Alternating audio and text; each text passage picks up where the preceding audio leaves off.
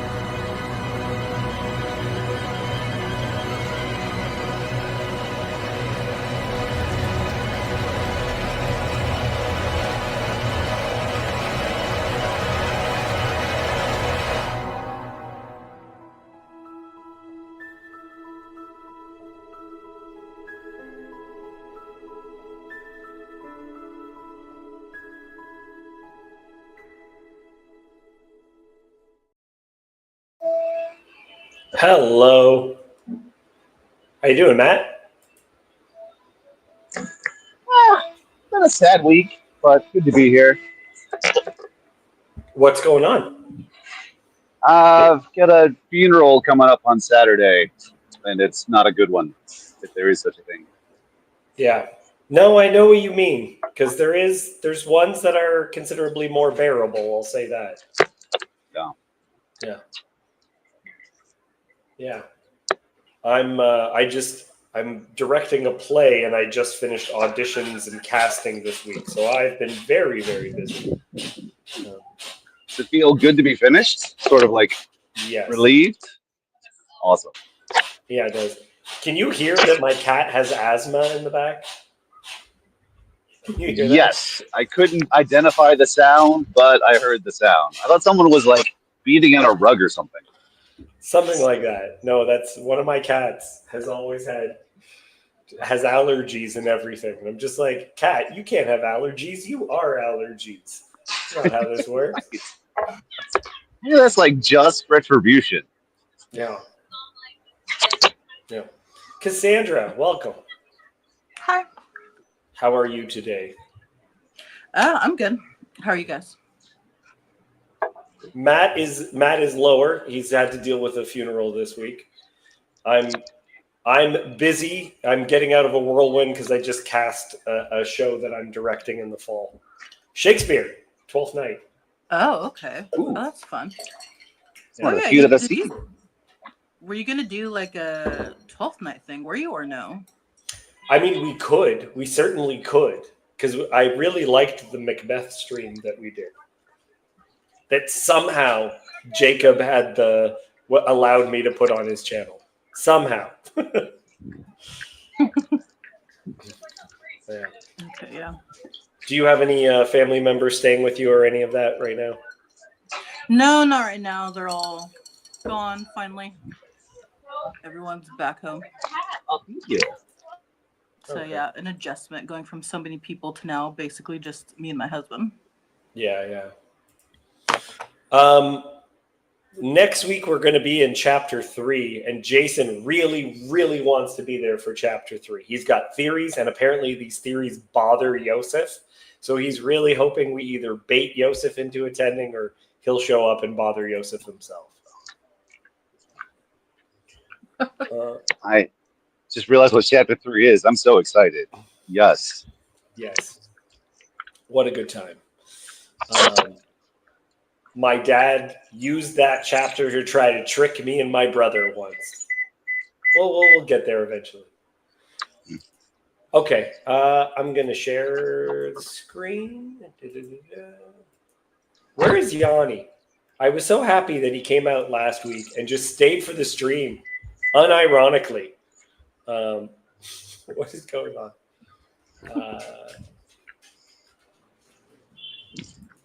Okay. Yanni, if you ever show up, you're more than welcome to attend. Okay. Cassandra, would you please read for us?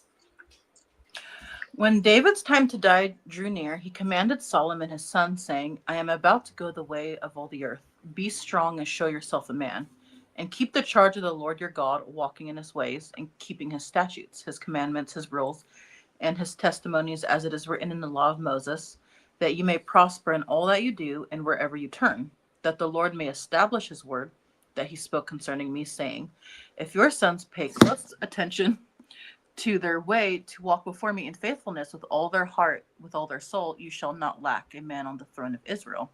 Okay, let's pause 1 second here. Okay. Immediately, when I first read this stuck with me so hard. How he describes dying. Dying is just described as I'm about to go the way of all the earth. Right? It's like it's so faded. I love that expression. Like the emo kid in me loves it. There's something about it that just rings true, and I don't know what about that expression in particular, and I don't know if it appears anywhere else in the Old Testament. But I'm about to go the way of all the earth. Is there any wordplay with Adam there? Is that the difference for earth versus land? Let me check. Yeah, Adam or Eretz. Let me check. I'll bring that up. While I do, Cassandra, was there anything you noticed? Yeah, I don't know. Just if your son, pay close attention, be faithful. He'll never lack a man on the throne of Israel. Mm-hmm. That's interesting because it's like it's a promise, it's a prophecy, it's a warning. And then yeah, when I read stuff like that, and then you look at today, it's like, oh, this is why maybe some things fade out. It's that we didn't have enough to keep it going. All the monarchies faded out. Right, right. Huh. Also, kind of recognizing implicit conditions in his unconditional promise. Like there's still like this can be a good eternal covenant or a bad eternal covenant, depending on how you conduct yourself with regards to the Lord and Solomon. Mm-hmm.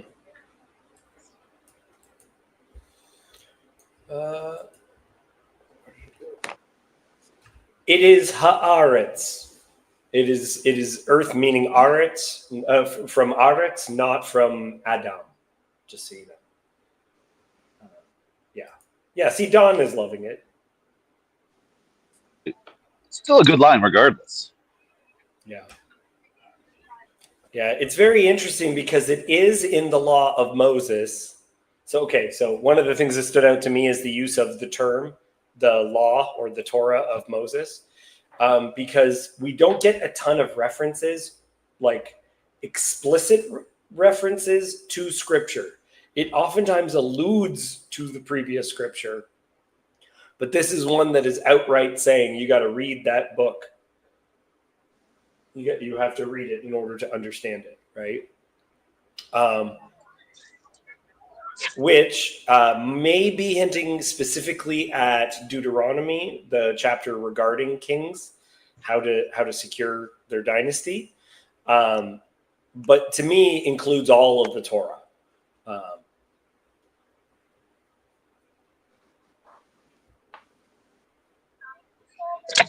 Kind of brings up an interesting point for me of just like how does the law make itself present in a somewhat pre-literate society? Like you've got your communal yearly recitations from the different mountains, Right, right. and in some sense that and the rendition by the Levites. But it's again like how can you hold the whole thing in your head in a purely oral world or a predominantly oral world? Right. And well, so part of it, again, that's in the chapter about the king, is that the king is supposed to make his own copy and study that every single day. And I think even what Solomon, the good of Solomon, is the good that all Israel could one day be. In fact, for those who don't know, within Jewish thinking, when you talk about the Messiah as the son of David, they're not talking about him as being a second David. It's actually a second Solomon, right? Solomon is the one who's really secure and embodies some of this wisdom where the other nations even flock to hear how wise he is. That's the importance of these outsiders finding him interesting. and he's also just based off like the wisdom tradition, somebody who's internalized the law and it's flowing forth in new forms. It's expanding, developing, extrapolating. It's that creating like a medium for that continual kind of meditation, that chewing on in places like Psalm 1. Mm-hmm. It's also interesting because Proverbs, which are accredited to him, begins by talking about listening to your parents' instructions. So it's very interesting that we get this this introduction of him as king is his father sitting him down and giving him some last minute instructions.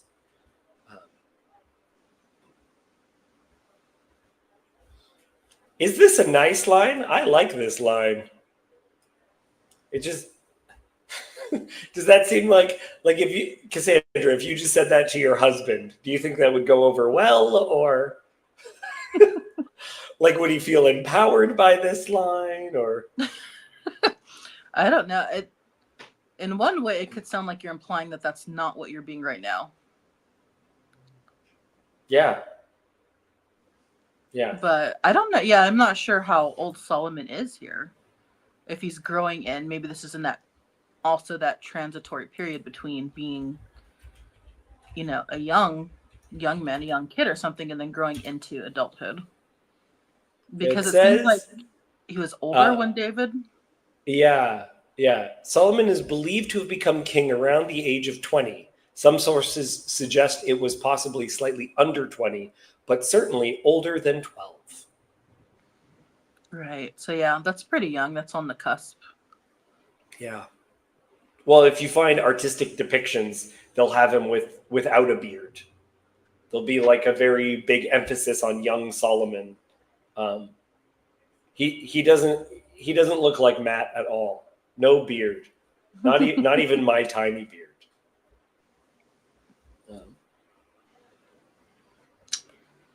Yeah. So yeah, David, because it seemed like David was older when he had Solomon.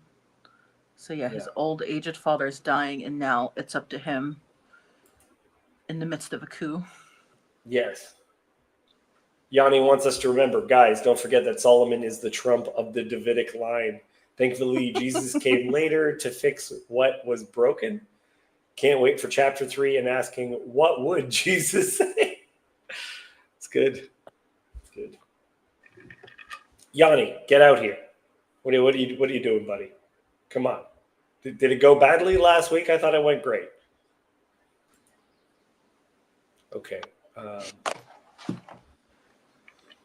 Let's get into the other stuff that David gives advice. Because this right now, it sounds really nice. Like it sounds very nice and just like, be empowered and all that other stuff. But there's the flip side of what you have to do taking over. Etan. Hello, Ethan. Hello, all.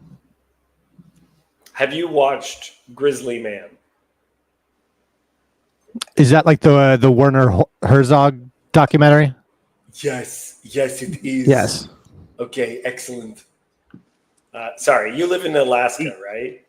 He keeps sending me moose pics. Maybe he's Moose Man, the sequel. I've seen quite a few moose. Yeah, I'm in Anchorage for the next month. Okay. Yes, it's all about how one man was able to end his addiction by creating a one-man bear-based religion. That's really what that movie's about, in my opinion.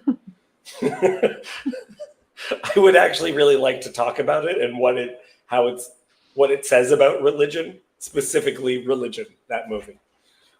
I am game for that someday. As somebody who's tempted towards sperm whale worship. Yeah. If you're going to pick an animal to worship? I honestly, worshiping cows, especially a calf, very strange to me. Very strange. I just don't get it. Apparently they were much stronger back in the day. Yeah. Great and terrifying like a wild bull. Okay, Cassandra, please read for us. Moreover, you also know what Joab the son of Zeruiah did to me, how he dealt with the 2 commanders of the armies of Israel, Abner the son of Ner, and Amasa the son of Jether, whom he killed, avenging in time of peace for blood that had been shed in war, and putting the blood of war on the belt around his waist and on the sandals on his feet. Act, therefore, according to your wisdom, but do not let his gray head go down to Sheol in peace.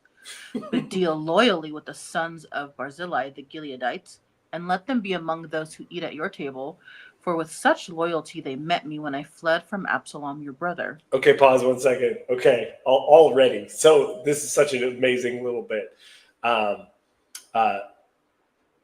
I really like how the Bible takes its time in giving opinions. So when when Joab kills Abner, it just kind of, like as Joab said, he kicks the can down the road. Can't do anything about it. So you could read those chapters and not think David judged Abner for it. But these things have to be dealt with. And then there was the second in command that almost took Joab's position, and he killed him too. Remember that story with all that stuff? It's great. It's great imagery, but at some point, someone has to take care of this business, right? This needs to be dealt with, and the time is now to deal with it. Yeah. And also Abner's support of the other king also gives Solomon a certain plausible deniability, political cover to justify it in a way it might not have otherwise. Yeah. If he's never punished. I also really like the way that this is being phrased, because there's what is so Joab is an incredible warrior, and he's great when there's war. And it says that his punishment is for avenging in time of peace for blood that had been shed in war. Right? There's something acceptable about there's wartime, and we accept a certain actions that Joab did. But then at the end of it, we are done, and Abner is no longer an enemy. He's supposed to be an ally, but Joab will not let it fly at all. And so he brutally kills Abner. The comment's interesting. It also kind of puts David on a continuum, because part of the reason for his disqualification for building the temple is being a man of blood. But it seems like he's the guy who he knew how to switch it off and create rest, and also, insofar as he's able, switch over from one mode to the other. Yeah. Anyone else? Ethan, any thoughts on this a little bit? I mean, what does it mean to put the blood of war on your belt? Yeah, so contact with blood in particular makes one unclean. So it's kind of an image, like there's even a prophecy about how every single garment that had even like a little bit of blood will be thrown in the fire. The idea is like everything will be clean, like you're getting rid of everything bad. And so it's like he's constantly polluted. Which, speaking of things that we've talked about in the past when we were going through Macbeth, Lady Macbeth has this image of still having blood on her constantly, and that she can't wash it off. So he seems to look like that. Like he killed a Mesa with like the slippery sword slipping out of his belts. Yeah. Grabbed it. It seems more kind of like gnomic and sort of proverbial than that, but potential callback. Well, and I'm wondering, about this language, because Yosef was telling me that the tzitzit, the tassels, oftentimes people would make an individual cord on their belt, and with it you could press to sign contracts. We actually have archaeological evidence of them doing this in Egypt. So that's part of why, for instance, Judah's cord is taken from him.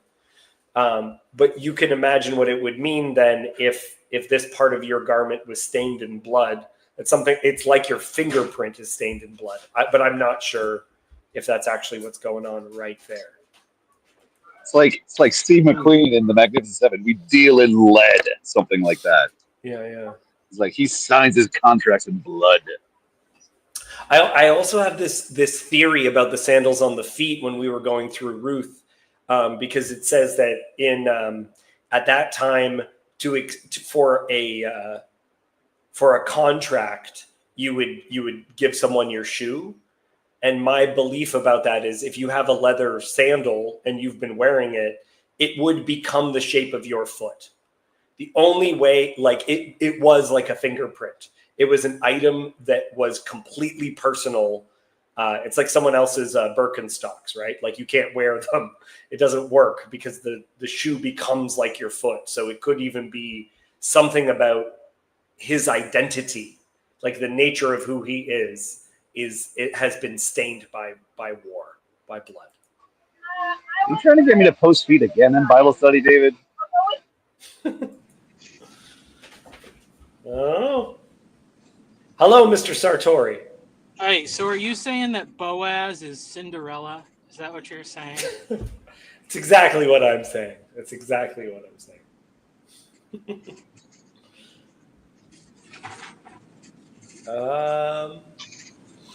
I also was thinking about how they will still give like 100-year-old Nazis the death penalty. Do not let his gray head go down to Sheol in peace. It's like, I don't care how old he is. I don't care how long ago that was. He's getting punished. Like, I don't care that he's like 95 or whatever.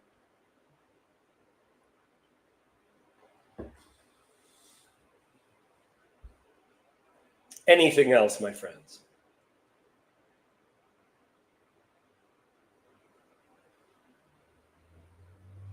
Okay. In which case, Cassandra, I'm going to have you continue reading. Okay, go ahead. One other thought on Shimei. The fact that part of why David held back was it Joab's brother's hand, right? Was because he's like, who knows whether the kingdom is passing? Who knows if he's right or not? At this point, David has made his way to his deathbed. And he's like, well, it's been decided. I was right. Shimei was wrong. So it could be like it was indeterminate at the time, and now it is not determinate. So, yeah, he was at that time speaking against the rightful king and should be punished now. Yeah. This could be more justice than just vengeance, like I've always read it. Yeah, it is interesting. You even have that idea in the entering of the promised land that you need to the tribes that Israel was going to kick out had to be ripe for vengeance in order for it to be okay.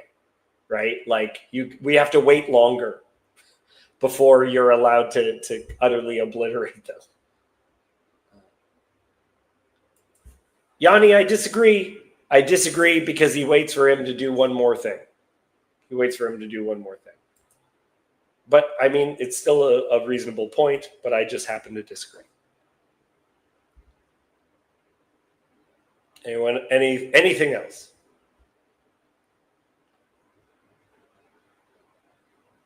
Okay, where are we? Are we at 7? Is that us? I think we're at 7. Go ahead, Cassandra. But deal loyally with the sons of Barzillai the Gileadite, and let them be among those who eat at your table, for with such loyalty they met me when I fled from Absalom your brother. And there is also with you Shimei the son of Gera the Benjamite from Bahurim, who cursed me with a grievous curse on the day when I went to Mahanaim. But when he came down to meet me at the Jordan, I swore to him by the Lord, saying, I will not put you to death with the sword. Now therefore do not hold him guiltless, for you are a wise man. You will know what you ought to do to him, and you shall bring his gray head down with blood to Sheol. I don't know. What is this? What is this? He promised he wouldn't hurt some guy, but as soon as he's done, Solomon is going to hurt him. Like, I don't know.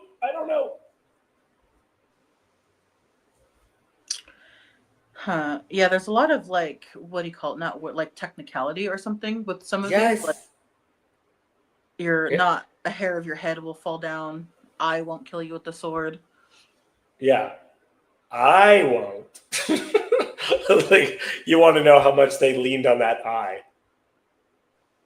Yeah, and then kind of like having things taken care of like by someone else, and then after a time, like now it becomes historical. You have an historical guilt. Right. Against my father that you will die for. That seems kind of odd too. Yeah. It is also, again, you got to deal with the fact of like the descendants of Saul still kind of being interested in trying to see if they have any wiggle room to reclaim the throne. And so by dealing with this, Solomon's making a definitive statement, y'all are done.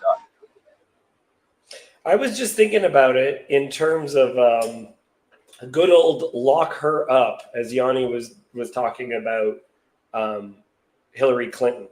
At what point, if Clinton is prosecuted, would it not be considered a political move, but actually justice? Do you know what I mean? Like when you're doing stuff and it's in the middle of elections or right after, it's clearly a political statement. But at a certain point, would people identify it actually as justice and not merely attacking your political opponent? I don't know. Yeah, there's something about letting the fog of war kind of settle before you make a real decision. Right. Right. But it's also interesting because it's like Joab couldn't play that game at all. Joab, if he was upset, he couldn't wait and make sure that everything was in its proper place. He would just off the guy first chance he got. Yeah, action first, whereas David really did play the waiting game. Yeah. Maybe that might be also just like the because I think as king, when you're in charge, you have authority. That sometimes it seems like the only thing you really can do is you have to wait because there's too many things happening. While somebody like kind of lower down, they don't have the same kind of pressure of leadership and responsibility. Yeah. Yeah, for sure. Well, we talked about that in one of the chapters where David is acting as king, not like there's what he does as David and there's what he does as the king. If everyone knew that David had been anointed to replace Saul, maybe the guy cursing David was like cursing God indirectly. Yeah, I think so. It's even talked about that why Nathan uses a parable is because I think it was Hezi who was saying it. It may have been Yosef, that it would be too direct, even for the prophet, to just badmouth the king. Like, and you have all these proverbs about trying to be delicate with the king, even though like it's clear that what he did was wrong. You don't want to be a usurper, right? Which is very different than our mentality right now, where we all like the image of the rebel or the usurper. Yeah. The other day, T-Grog, who I'm convinced is an AI bot now, that's my new theory, because he just responds to things whenever you say a word like Jesus with just these nonsensical memes. But he was quoting Jesus. Jesus is not a nice person because he said things like this. He quoted from Luke, but it was actually Jesus telling a parable about the king who's like going away to be appointed, and then when he comes back, like what he's going to do to his enemies. And it's funny because it's like, well, that is Jesus, but he's referring to himself in a parable, saying a thing that he is very, very explicitly not willing to say as Jesus in that time. Like, because that's the thing, everybody's looking for him to take up the mantle of conquering king, and he doesn't do it. But he says, but if I was the guy, if it was a guy in the story, this is what he would do. So. Oh, well, that one's interesting too, because that's actually a perfect example of a piece that gets quoted by Sam Harris and it'll get brought up by Muslims, where it's like a clear, the person does not want to know the context. They're trying to make a point which is separate from it. And so now it's become kind of popular in apologetic circles to talk about manifesting instead of saying triggered. That it's like it brings up something where spiritually they are so upset by something. I don't know if you've heard that. I don't think I have, but it makes sense. Yeah, it's become a thing. Well, then Michael, you don't watch enough apologetics with Muslims. That's what that means. I don't really watch apologetics anymore. I understand. Yeah, those guys are behind the times. Well, I mean, I have my own theories. Okay. Ethan. Question. Yes, go ahead. Okay, so in the beginning of David's speech to Solomon, David tells Solomon to be a man, and then he talks about like trusting God, and then David continues to talk, and he goes, "Well, hey, there's this one guy over here. You remember him? Act in your wisdom." And then David continues to talk, and he eventually goes, "Be a wise man, kill him." Mm-hmm. And it's just interesting the way that like the longer David talks, the more explicit it gets. Yeah. That is a very interesting. there's what wisdom looks like when it's actually applied, for sure. It's down to the point of, if I recall correctly, like the last word David says, word order wise, is the word blood. But it's also, oh man, it's phenomenal that, Ethan, I'm really glad that you noticed that pattern. That it's like he also knows what the right thing to do is, but it has to be Solomon who does it. Even if he gives him his son the advice, but he is really passing off to David. He gives him the advice, but it has to be what he does. It's not what David does.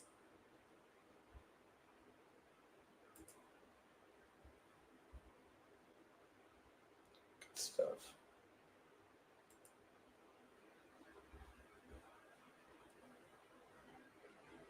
Okay, Ethan, are you able to read?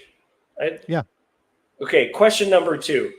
Did you make the rounds on a meme with people running through library stacks as like they closed? Was that you? No, I don't really know about memes. Okay, because you said I don't really know about memes, now I'm thinking it must be you. No, I don't think so. I'm going to see if I can find it, and then we'll send it to you. Okay, Ethan, can you read about the death of David? Then David slept with his fathers and was buried in the city of David. And the time that David reigned over Israel was 40 years. He reigned 7 years in Hebron and 33 years in Jerusalem. So Solomon sat on the throne of David his father, and his kingdom was firmly established. Wonderful. Michael Sartori, would you like to talk about what the symbolism of he reigned 7 years in Hebron and 33 years in Jerusalem might signify? You want to throw in? Do you want to say Jesus a couple of times? Sure. Well, 7, that's kind of a creation week thing. 33 years, that's life of Jesus. Put them together, that's 40. That's pretty significant too. Lots of 40s. So. Actually, I do wonder about the significance of 40, because 40 is oftentimes used as testing or challenge. Like, Solomon's reign is a desert. He has the wilderness experience of being the king, and he's teaching a 40-year. My theory is that he's teaching a 40-year lesson as the Trump of the Davidic line. Okay. And it's not. He's not, because, and I think that's a key thing, because he's the wisest person ever. He's not making choices based on his own self-interest. He's doing them for the good of the nation and their long-term future impact. Mm-hmm. I dig it. Does anyone want to make comment on, Michael, you know about Freemasons and how there's 33 degrees in Freemasonry. It's a third. Oh, yeah. 33 is a third. So it talks about thirds. Right. A third of the stars fell. This gets, I don't want to get into it too much. But Yanni, if you were here, you could talk about Freemasonry. Maybe not for too long. I'd cut it off at the 20-minute mark.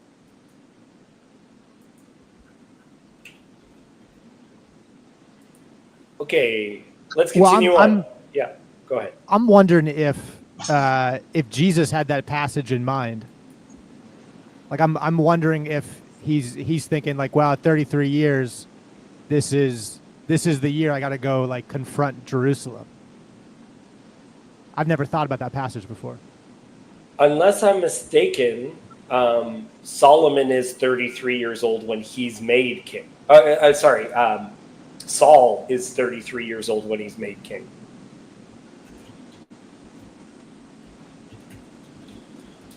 I thought there was a lot of kind of ambiguity about Saul's numbers, sort of like we might be like missing stuff or something. It's a lot of conjecture, at least with the Samuel text. Yeah, I'm not sure.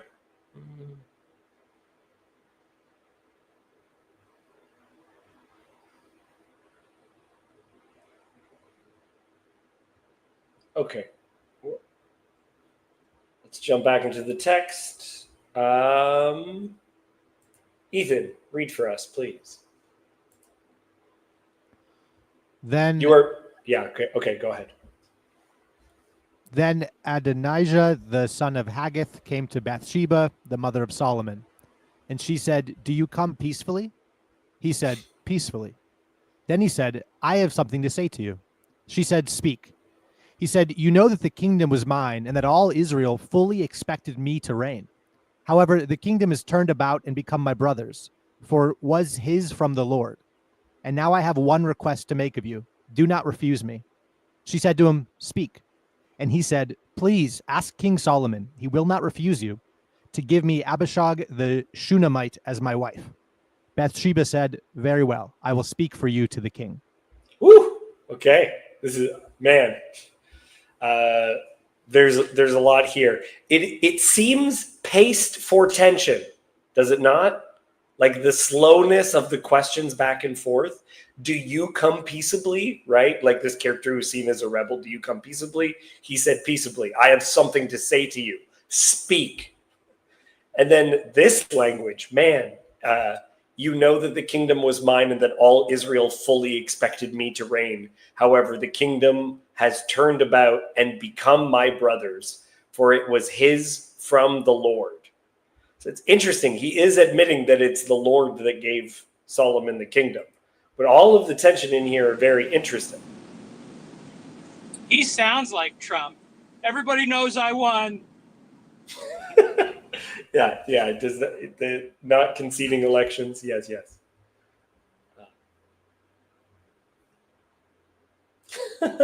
It seems paced as if Adonijah is depressed. I guess he'll get even more depressed into the earth.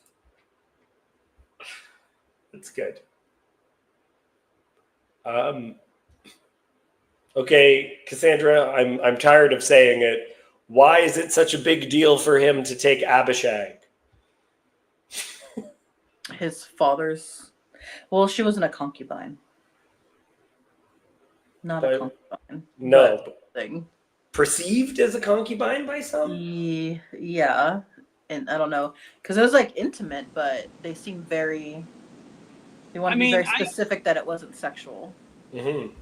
I don't know if you have to seal the deal to officially be considered a concubine. Because, because that's the difference between a wife and a concubine is economic, and you're like, the wife's got her dowry that's like her own inheritance, and the concubine you have to support financially. So if you assume financial responsibility for her, you're kind of stuck with her regardless of what you do. So technically, legally. Yeah. Well, I was wondering, I don't know if there's particular laws or rules in Israel, but for a lot of monarchies, it's like if there wasn't a consummation, it's almost not completely formed. You could still back out of the arrangement. Mm-hmm. She's not quite adopted or something like that. It's like not quite that kind of connection, but there's like something vague about it. Yeah. Go ahead, Matt. It's also, you have the performativity, dare I say, like the prolificity of it all. The fact that what matters is the appearances. And as far as anyone on the ground knows, like she was in his room. Beyond that, what can you actually know? So it's a matter of enacting images. Yeah, the bedroom, it's like the holy of holies. You know, you're not privy to what goes on in there. So, yeah. Mm-hmm. Yep. I do want to say to Dawn that one of the major theories of what happened with the Shunammite is that she is Solomon. So there's another theory which isn't explicitly said in the text that she marries Solomon and that she is his love, like the one that he is in love with, that he writes all that very sexy poetry about. if you take that perspective, it would be a blow to Solomon even greater. But it's not explicit. It's just one of the very popular interpretations and is common in tradition. Her being a virgin might be important too, because I guess in that way you can still marry her, and it doesn't seem like it steps over that certain boundary. But she Right. was still like prized. There's something very special about her because of her association with David. Right. You mean there might be reason? So somebody could be married to someone who's a virgin, but for various reasons, someone would assume they are not a virgin. Michael, it's very funny. When you bring up things and you're being cheeky, there's a way that you talk. So as soon as you started saying, so you mean, I already knew that you were making some sort of a sarcastic point. It's not really a sarcastic point, though. I mean, you were making your point sarcastically. Okay. So this could happen? Like you did it kind of like that, right? Yeah. That's what I mean. As soon as you started, I was like, oh, he's having fun now. It's because I want you to think about it. I don't want to just say my. Nobody likes a show off, you know. Some people do.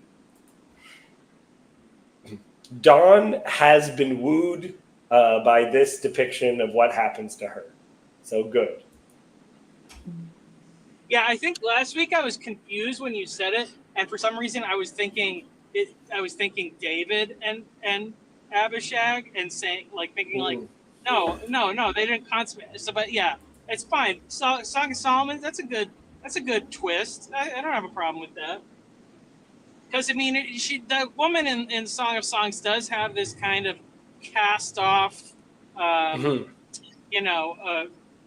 quality about her, and it's like not other people see her in this disparaging way, but Solomon, sees the true beauty or whatever beyond all social stigmas or whatever it is.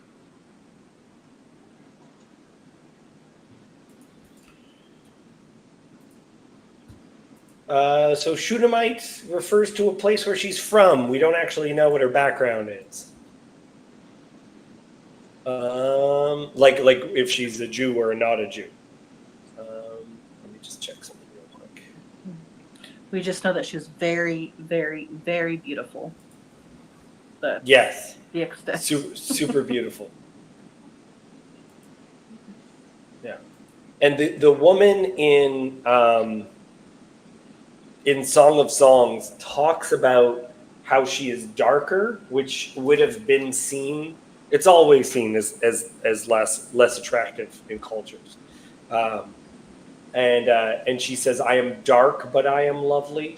Like there's this image of her being darker, but we don't know what that refers to because it might just mean that she came from a working class background, like she worked outside. It kind of gives that image. But some people make it a racial thing, that she is by nature darker. And she uses terms like a rose of Sharon, which is something that would grow wild. Yeah. And it makes it sound like it's really enforcing her fringe identity, like maybe not being Israeli or something like that. Yeah. Yes. It's definitely a thing of marrying the stranger and not like the girl next door, or not like it's not like whatever. It's only supposed to marry someone from the tribe. It's like he has privilege, so. Okay. I mean, I do think it's actually a pretty good, solid point because there's a lot of people complaining about like interracial marriage now as people are becoming evil once again. So it's a good point to put out there. Yeah. Yeah, I don't know how often we get descriptions of the skin color. The only time I could think of was Miriam and Zipporah. That one? okay, yeah. Do they describe her as like? Well, I was thinking was it Moses' wife that they Yeah, yeah, yeah. make Or fun of? sorry, it's not Zipporah. It just there's a possibility that he has more than one wife. So I want to make sure that I say that. But yeah, it's Moses' wife, and Miriam is upset that she's Ethiopian, and then Miriam becomes whiter than snow, leprous as snow.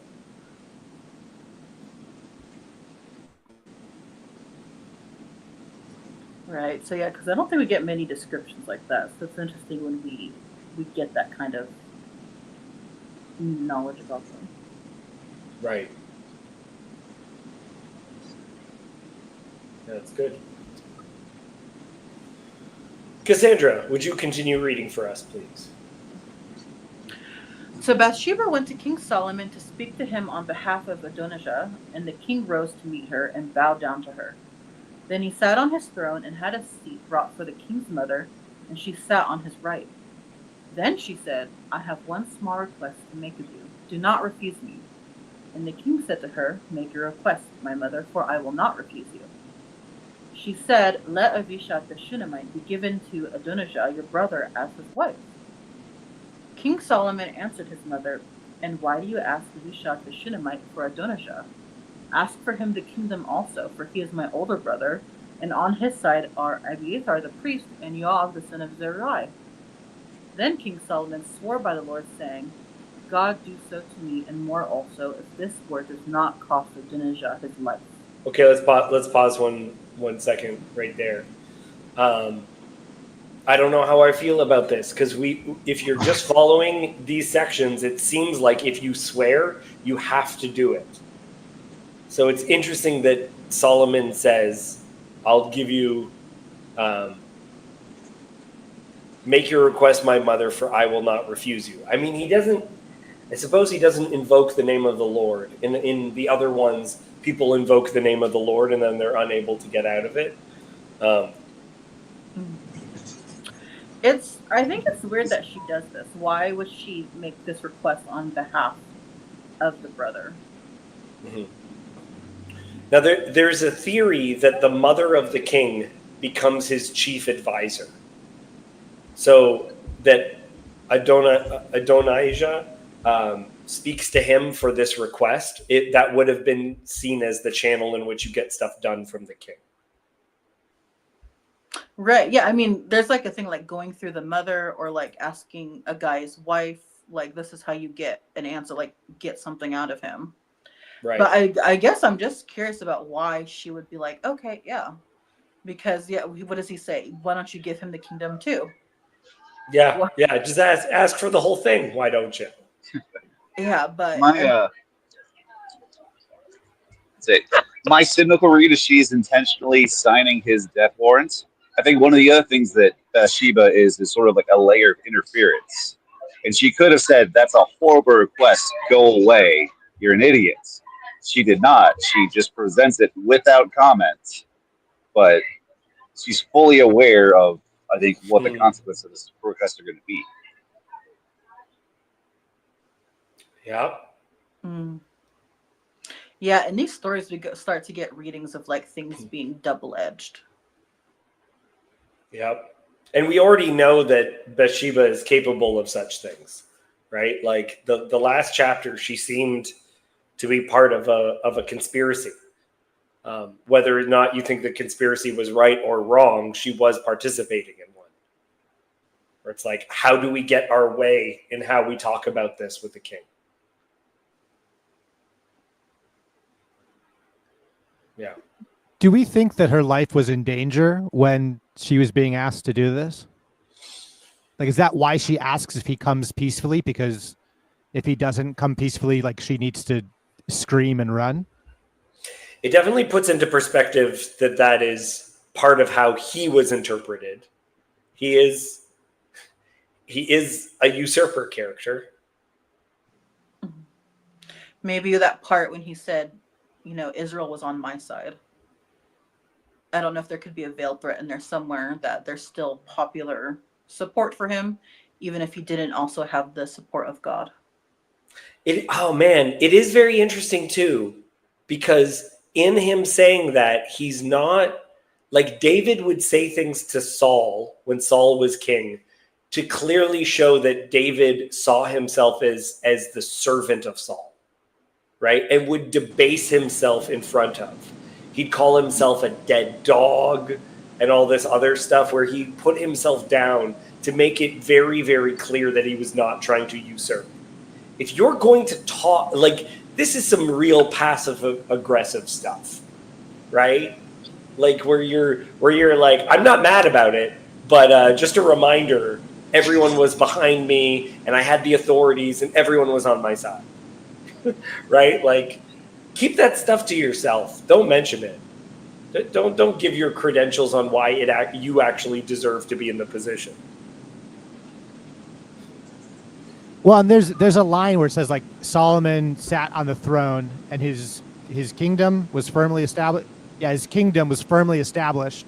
And then the next scene is this whole thing happening as if the kingdom is not quite as firmly established as there's things happening behind the scenes that Solomon isn't aware of quite yet.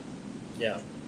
And I believe that's good. That's very good. And I believe the chairs actually partially signify this. Because the chairs, the way that they're positioned, this is how they would be officially positioned. So you sit as judge, right? So the judge walks in, everyone rises, and then he's sitting. And to say that he's sitting is to say that he's serving his function as king. So this is not merely like we think of just because we're sitting in chairs all the time, like we're just not used to people sitting on the ground and all that other business. That him sitting on a chair and this is all very official.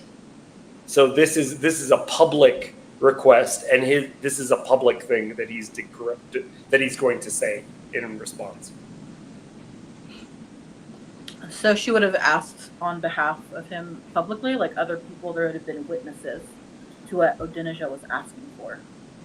I believe he would. Like, the way of thinking about it is that a king doesn't sit on his throne as his chair at dinner.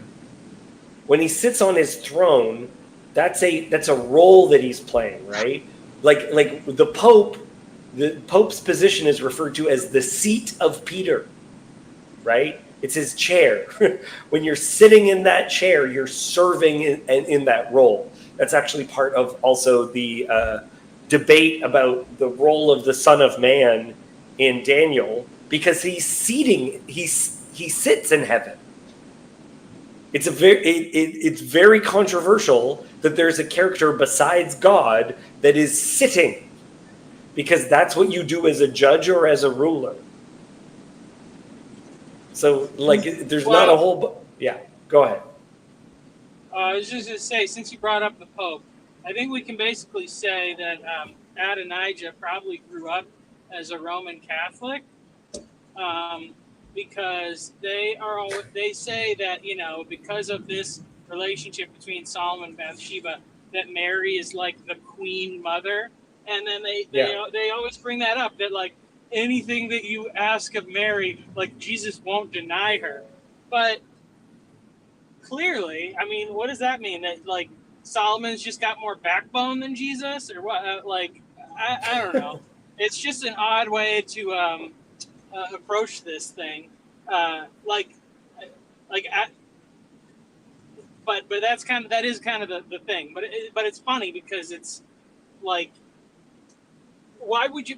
Because in function here, it's like, why wouldn't you approach direct? Why do you not approach someone directly? Why do you go through an intermediary? It's like, why does the little kid ask mom and not dad for whatever, or vice versa? This also continues to be a thing, though, Michael, where like the first lady will have projects that become pet projects that get pushed through just because she's married to the president. She's not a political figure herself. She just has little pet projects, and the president just says, "Sure, because I like you so much," right? Yeah. But Yeah, I mean, well, that's the whole point. It's a manipulative thing because there's something suspicious about your request, or Yeah. yeah, well, I mean, I think being the wife of sometimes becomes its own kind of office. I was thinking about that with my church because, like, we have our pastor, and he Yeah. leads the church, and pastor's wife does women's Bible study. She will organize stuff. Sometimes she'll be the one that goes in the back with the kids if somebody comes in with their babies and stuff. And so she ends up doing a lot of work. She doesn't have a title, but she is a big part of the church. And she's often the one that we call or text when, like, we need to, like, give an update about something or where we're going to be. She is there. She'll, like, bring us to the church when we need to, like, clean or decorate or do something like that. So she's a big part of it. And so there's, like, a certain thing where, like, that position does matter. On the thing of Oh Jesus, it did yeah. make me think of that part where Mary asks him about the wine and he says no too.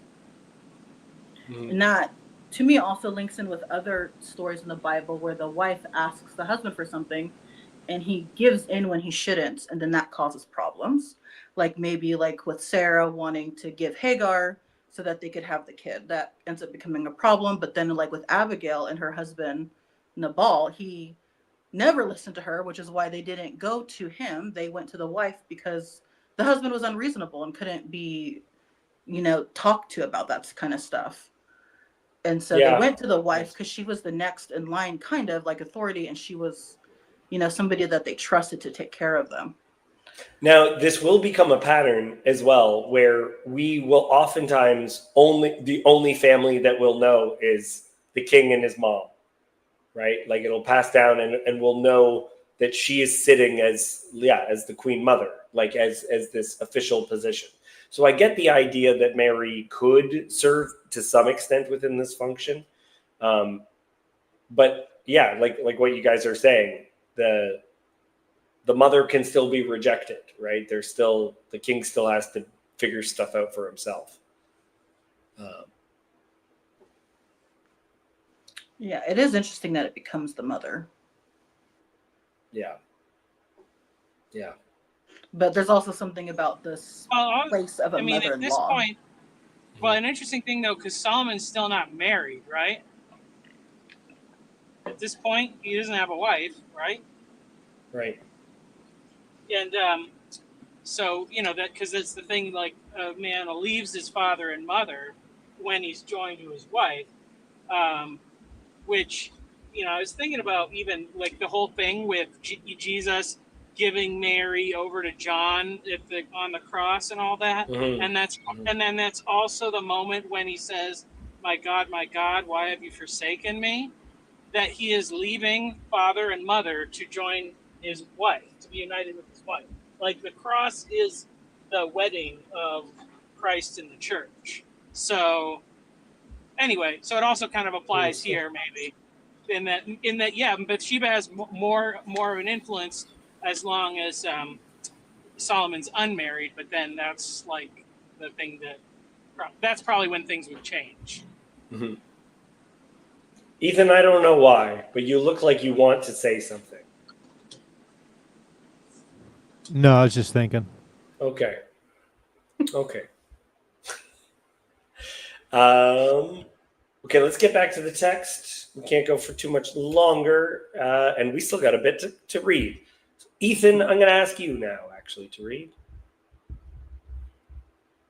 We're at now.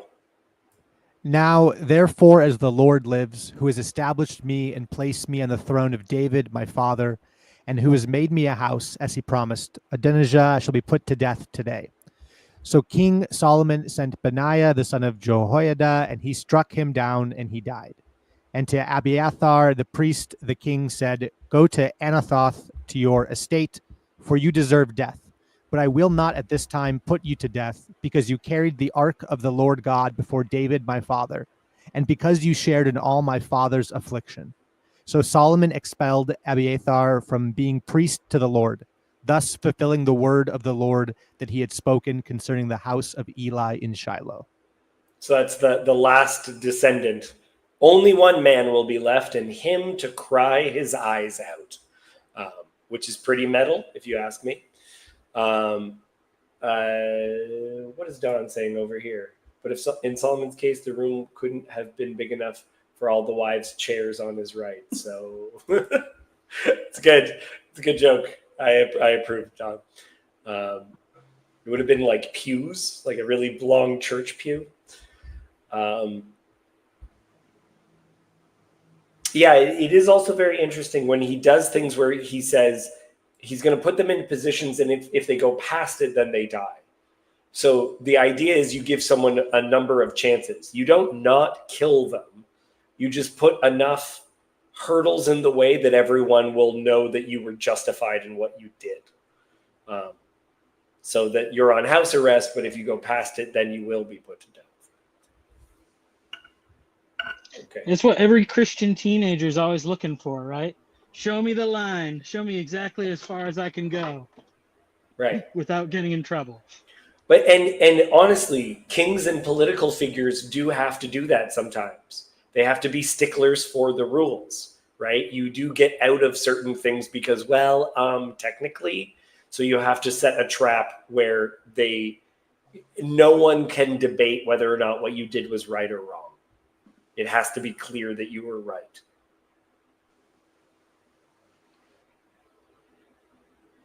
I may have shared this in the past before. I had this friend that was really, really bad with hanging out with.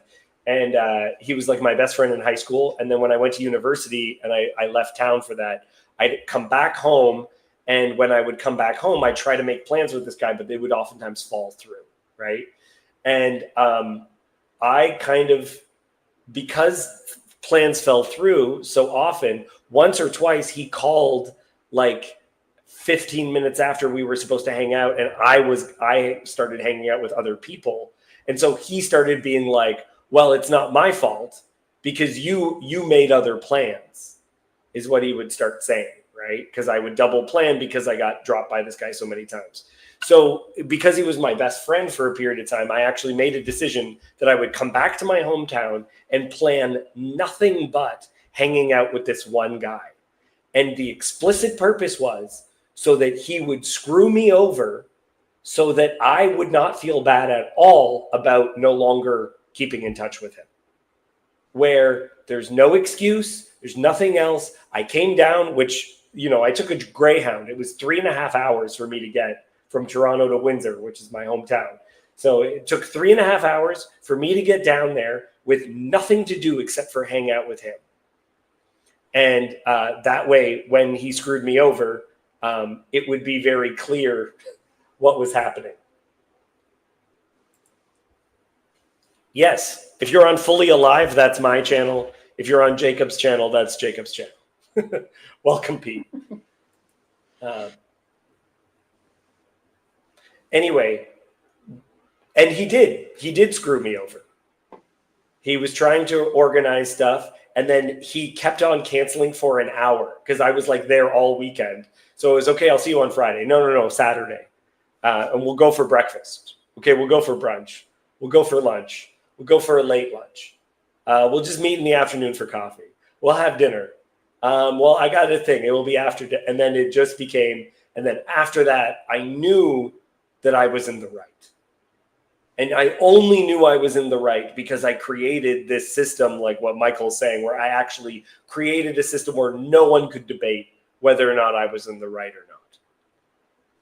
And it sucks because I actually put myself in the position where you do get screwed. So, you should have sent him an invoice for that weekend.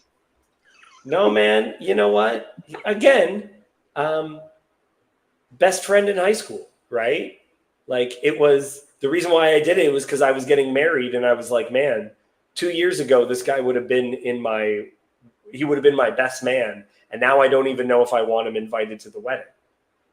And so when I was trying to make that decision, how did I make that decision? I went down and I put my own head on the chopping block to know that I was in the right in not inviting him, right? Like, and it really was to make it. I recommend that people do this because I don't think people do it. It was my attempt at trying to be noble about like doing something that would cost me and would just make it clear that I was in the right. I think that's valuable.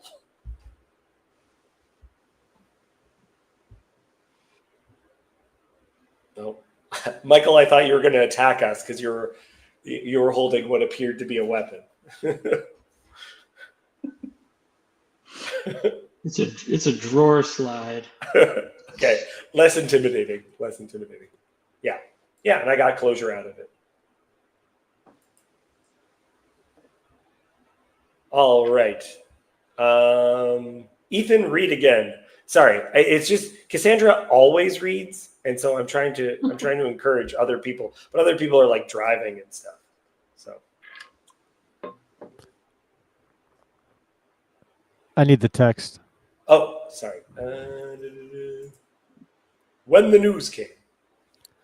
When the news came to Joab, for Joab had supported Adonijah, although he had not supported Absalom, Joab fled to the tent of the Lord and caught hold of the horns of the altar.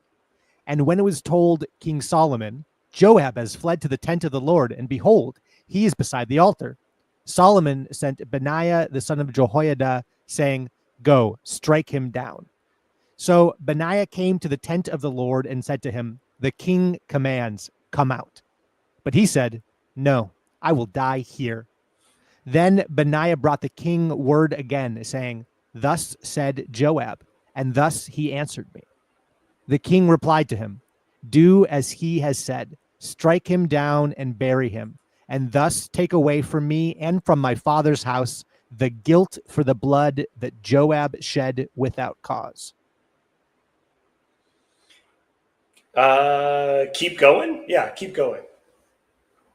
The Lord will bring back his bloody deeds on his own head, because without the knowledge of my father David, he attacked and killed with the sword 2 men more righteous and better than himself, Abner the son of Ner, commander of the army of Israel, and Amasa the son of Jether, commander of the army of Judah.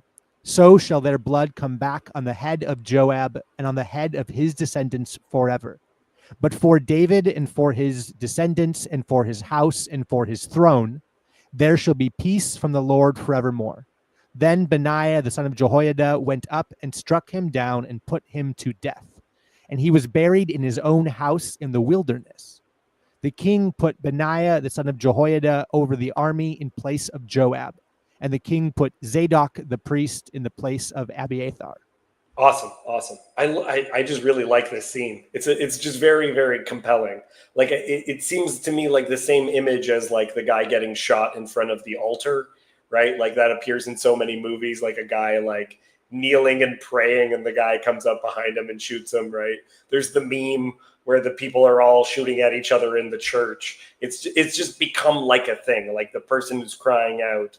I would not identify Joab as a particularly pious man from what we have read before. So it's a very interesting image of how he's dying, that he dies looking like he's righteous, and the idea that we get repeated over and over again that Abner, who was trying to kill David, was a righteous man. He was a good dude, even though he was on the wrong side.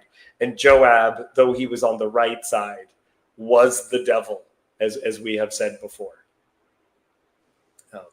Sorry, he's called Hasat. He's called Satan. That's what when I say he's the devil. There's one chapter where Joab was reading along with us in the Hebrew, and he says, "You're an enemy to me."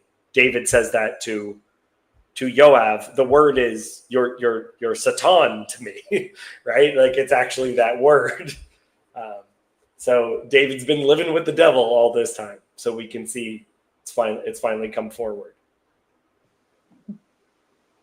You know, it's interesting to kind of contrast this with I forget what was it, Bathsheba's grandfather that was the advisor to David. Yeah. And so what he does is it sounds like he goes home and he kills himself after he's done. Like he's reached the end of his career and he knows it's over. He backed the wrong guy.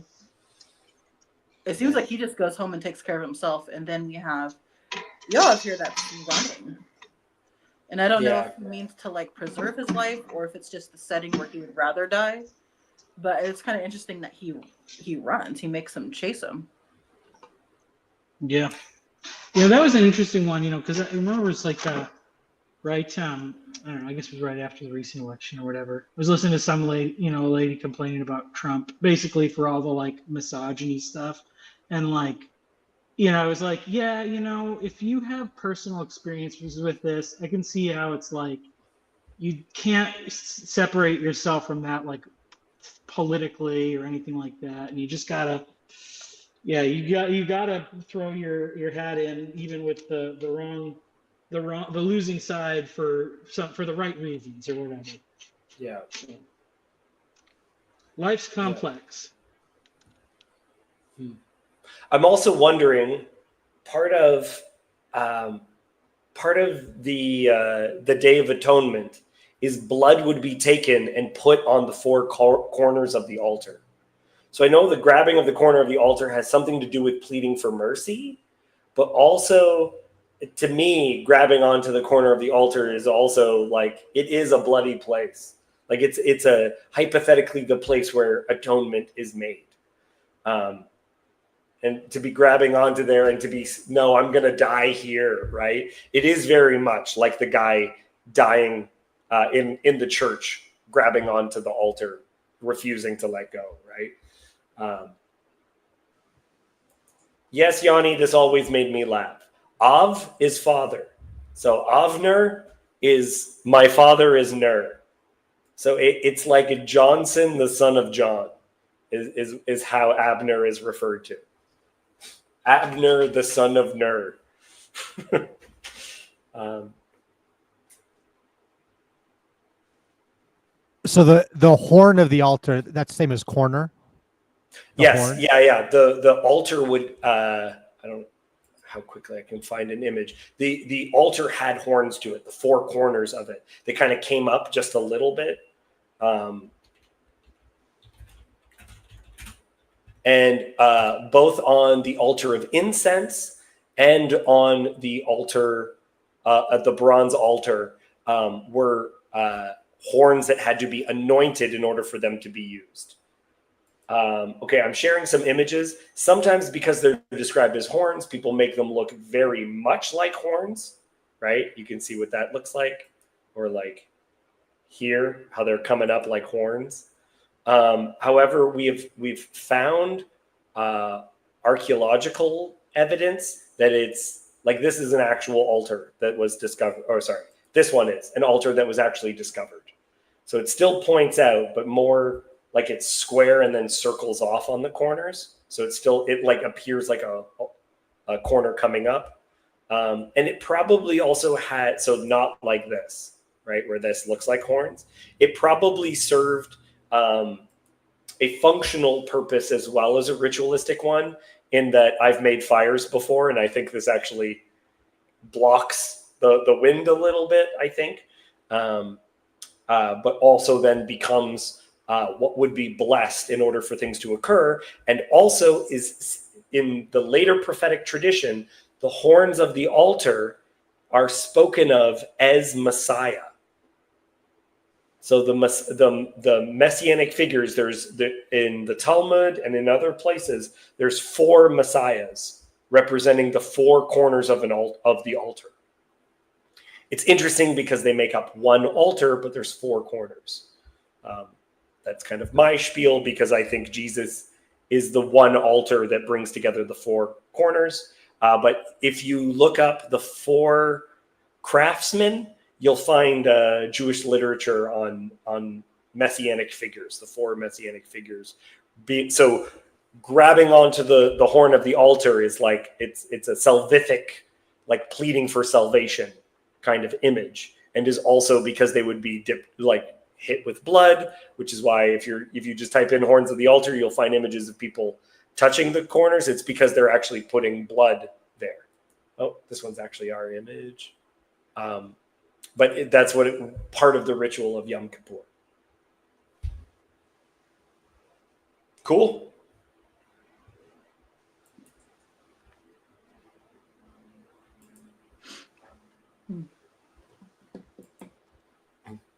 Any other thoughts or ideas related to that?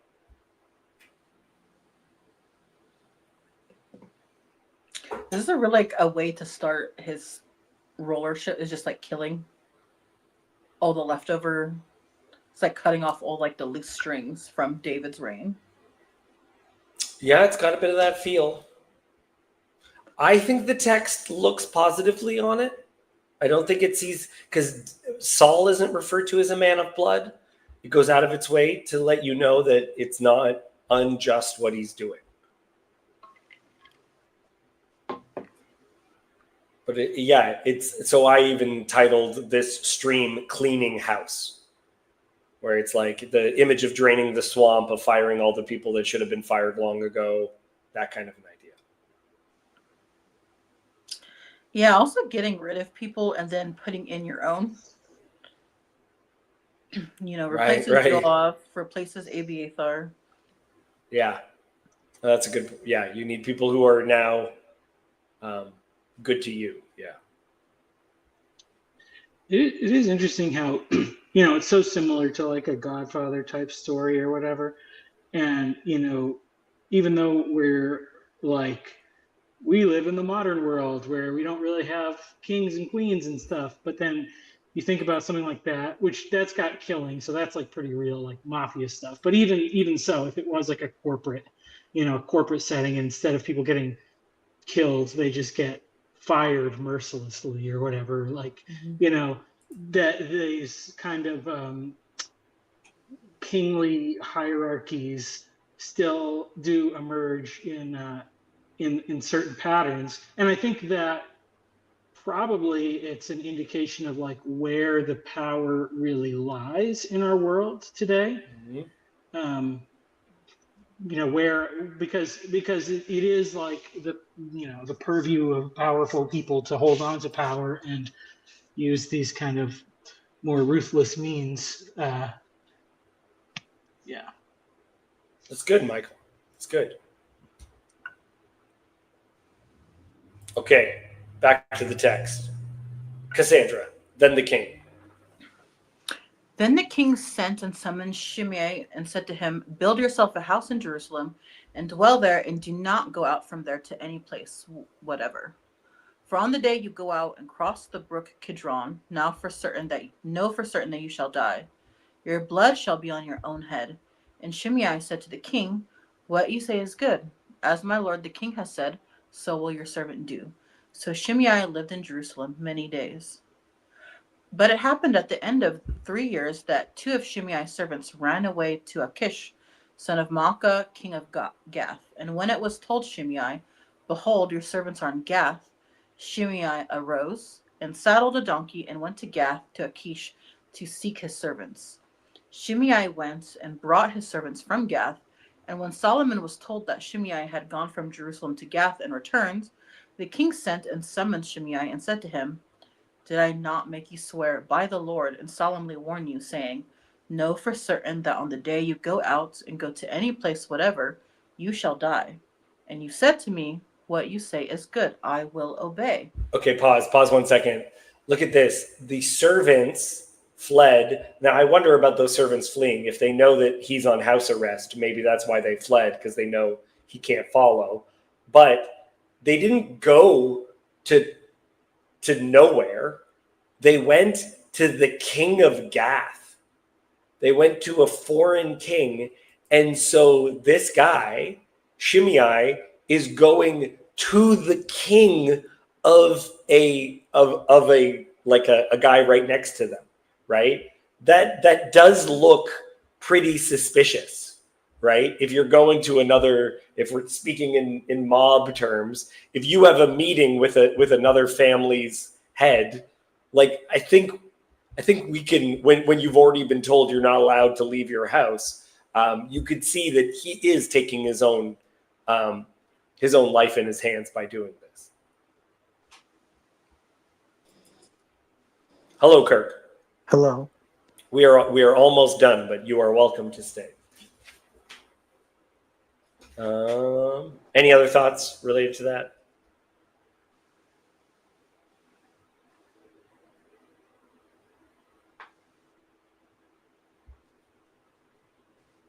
Cassandra, what verse did you end at? Was it 43, I think. Okay. Ethan, finish us off. Why then have you not kept your oath to the Lord and the commandment with which I commanded you? The king also said to Shimei, you know in your own heart all the harm that you did to David, my father. So the Lord will bring back your harm on your own head. But King Solomon shall be blessed, and the throne of David shall be established before the Lord forever. Then the king commanded Benaiah, the son of Jehoiada, and he went out and struck him down, and he died. So the kingdom was established in the hand of Solomon. Yeah, the way that this is described to me sounds like it's supposed to be glorious. Yanni, you're so funny. Trump also refers to himself in the third person because but King Solomon shall be blessed. It's this to me is a fascinating image because it is presenting it like this is the kingdom fully in power, not as this is not Emperor Palpatine. Okay, this is a positive image. Yeah.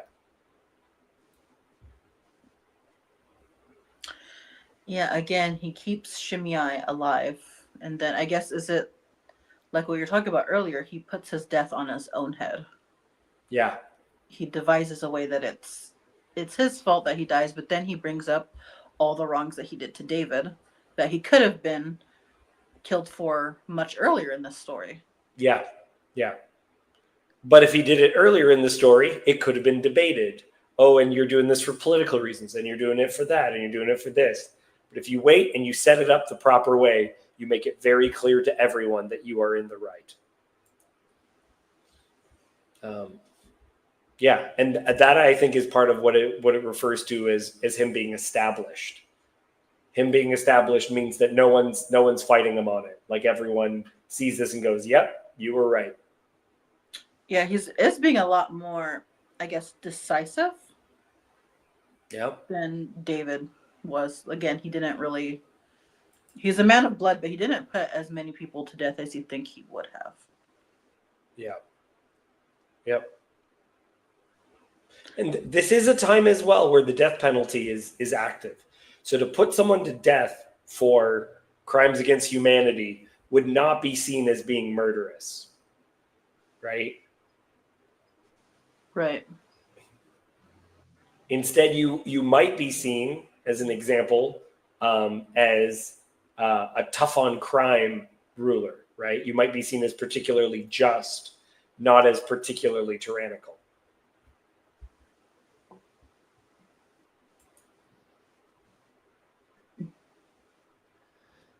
I'm still wondering about the horns of the altar, because at the end of chapter 1, Adonijah does the same thing where he grabs hold of the horns.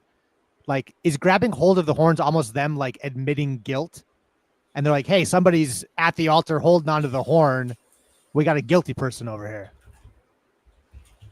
Unless I'm mistaken, it may be related to pleading for the cities of refuge, but I'm not sure. It's like it would be really bad if somebody like tried to kill you there because, like, inadvertently, it's like doing a human sacrifice to then like make the person that did it really in trouble with God. Mm-hmm. So in the context of the Old Testament, horns of the altar and city of refuge are distinct concepts related to seeking refuge and protection from punishment. Grabbing the horns of the altar was a temporary measure, an immediate plea for sanctuary, while a city of refuge offered a long-term sanctuary for those accused of unintentional murder. Now, this is important, is because it's a plea for mercy, but it was also considered to be, you had to be, like, you couldn't do it if it was actual murder. If it was an accidental death, right? Like two guys are working at a construction site and someone drops a hammer and it hits someone in the head and kills them, that person could plead with the city of refuge or at the horns of the altar, and that would be considered a justified request for sanctuary. but there were things that you did that you could not seek it.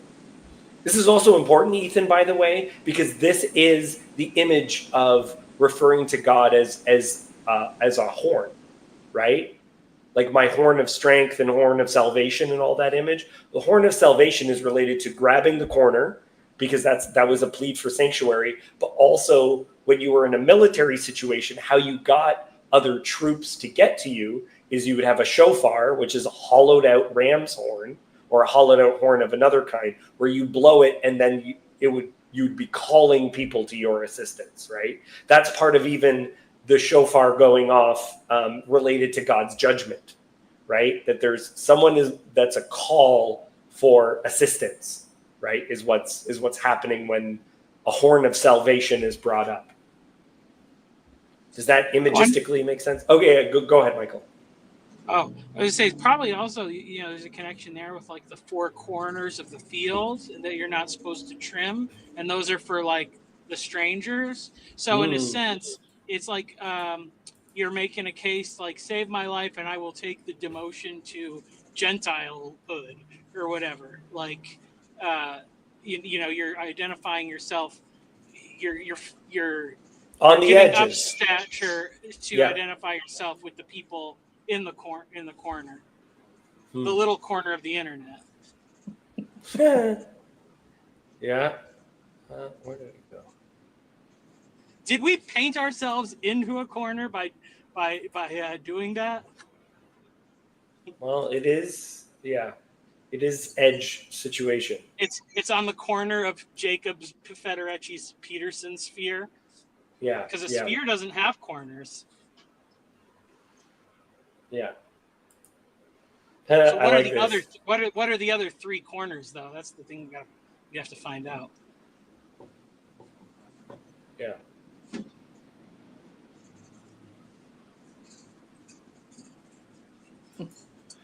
Yeah. Or three-dimensional. You get a couple more corners. Yeah. Yeah. Cube corners.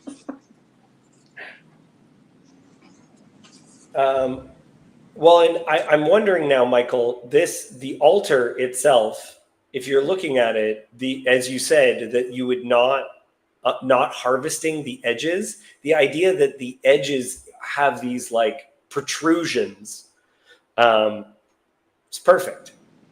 Yeah, they grow up. Yeah. You're safe from tag as long as you keep your hand on the wall. Right? Well, but it's that thing where Pajot is like, the symbolism carries all the way down to stupid games, right? It's this. I wonder if because if tree, if you can't cut the weed or whatever, like what happens if like saplings of trees spring up in those corners? You probably can't cut those either. So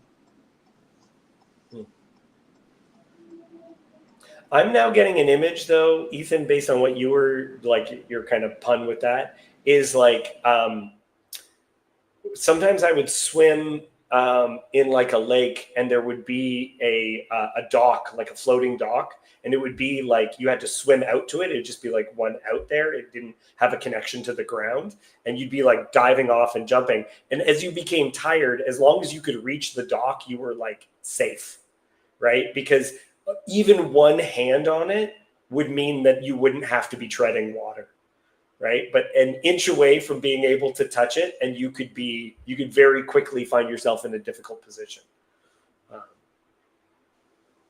Again, the tag image, it's interesting how that actually does map onto how quickly we have security. Safe, unsafe, safe, unsafe. Yeah, or like that child thing. When kids have a good, solid bond with their mother and stuff, they'll be okay as long as the mom's there. They could go back to her and they're safe, and then they could go out a little ways and they're okay because there's a connection maintained.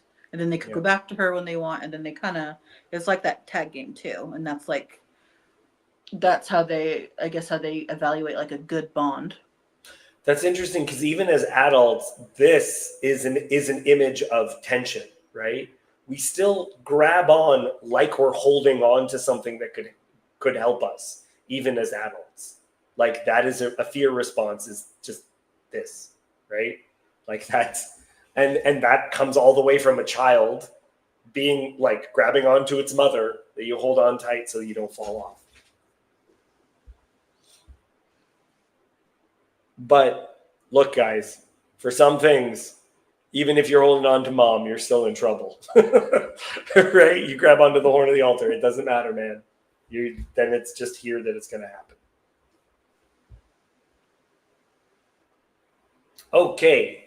Last thoughts before we end it. I think this is a good conversation. Yeah, these whole books are really interesting, and to see, because they are presented like these things are presented as good happening, but then it's like, well, you're killing everyone. It feels like you're almost lying to them sometimes, or you're playing like this technicality game. Yeah. And so that's really hard to struggle through. It's like, well, why is it like this? Why did the things that David do was good, Saul didn't? Why was Abner good? It's really interesting because it's not a very black and white story. There's a lot of twisting. Yeah, it's fascinating. Well, you'll see it. You can be part of a really good community, and there'll be a really important member of this really good community, and they are the devil, but you can't get rid of them. they're just there, right? Or vice versa. There'll be noble people on the other side, right? So. It's really interesting because I think, obviously all the conflict of the Bible stems from the first interaction with Adam and Eve and the serpent, and there's a lot of ways that you can interpret that, where you are kind of taking it as, did he lie or did he say true things in an untruthful manner? And then throughout that there's kind of this role where deception sometimes, it's like after that point often it seems like God uses deception more than the devil does in some ways, or he uses it to defeat evil people. And it's kind of just says something about like the nature of truth or righteousness is like, and we, because we would say most of the time, like, keeping your word and speaking truthfully is the right thing to do, but sometimes it's not. And so, or right actions, I guess, surpass even the the uh, the the trust you gain from making a promise or a commitment. Like, if your commitment was wrong, if you made the wrong commitment, it's more righteous to break your word than it is to keep it. So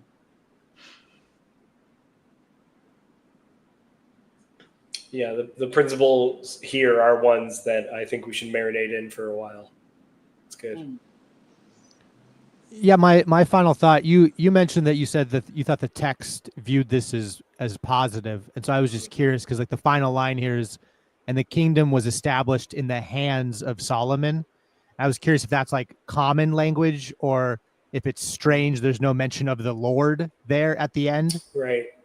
If it's just by human hands, Solomon established his own kingdom on blood. I'm sure that's tension that will continue to go on as we go through First Kings. Yeah, I wonder. I'm not sure. I do think it's interesting that the usurper says that the Lord, because we were debating whether or not it was the Lord who gave it to Solomon, but we have even the usurper say it's the Lord, it's Hashem, it's Adonai who put it into the hands. Part of this to me though is there's a story reason I want this to be true too. It makes the next verse all the more tragic. The very next verse after, so the kingdom was established in the hand of Solomon. The very next verse is Solomon made a marriage alliance with Pharaoh, king of Egypt. That's the next verse. The next thing he does after he is secure is he marries Pharaoh's daughter. Outlandish women. Outlandish. Oh, Yeah. We never get away from Egypt really in the Bible. It no? always comes back. Yeah. Well, no, we always come back. They always come back to Egypt.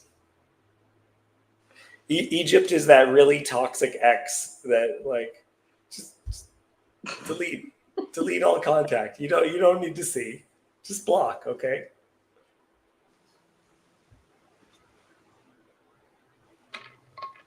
Okay, anyone else? Anything else?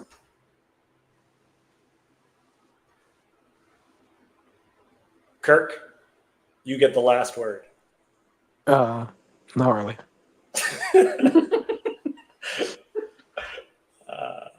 Yeah. Oh, yes. Makes you think that Egypt stands for something else. Okay, guys. Thank you for tuning in. Tune in next week where Jason will almost certainly come out so that he can bother Yosef and see if we can get Yosef to get mad at Jason or something. I don't know. We'll see. We'll see. God bless. This was a wonderful study. Thank you for making it out. Bye, guys. And yeah, thank you, Ethan.